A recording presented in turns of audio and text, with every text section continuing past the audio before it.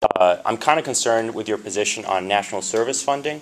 So there's organizations like AmeriCorps and Senior Corps, and it's been estimated that they're probably some of the most cost-effective programs the federal government administers. They get about a 2-to-1 return, and they do a lot of great work with Habitat for Humanity, City Year, and Teach for America, Red Cross, among others. And actually, where my dad's family is from in southwest Iowa, they did great work this summer helping out with flood recovery and became pretty beloved in the community, a lot more so than the Army Corps of Engineers, as people in the audience can imagine.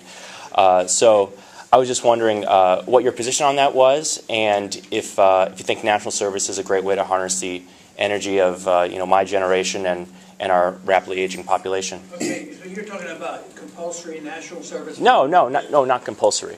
Okay. No, not compulsory at all. Well, it would be compulsory for the people who have to pay for it. Okay. You want people to go.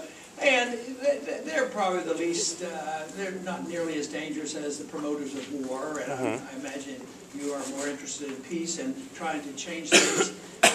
So if those were the only programs that existed and we had a balanced budget and we didn't have this financial crisis, I would be less motivated, but technically they're not constitutional.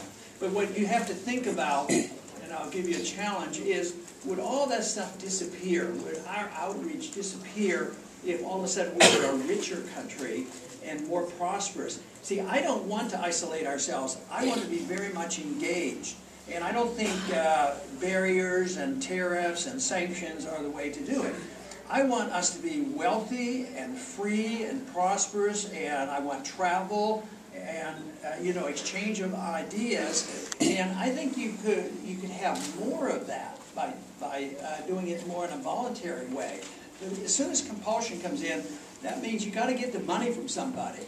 And if you're having a debt, that means you're going to borrow it or you're going to print it, and it contributes to the problem. And then you have to really change the Constitution because we weren't given this missionary role.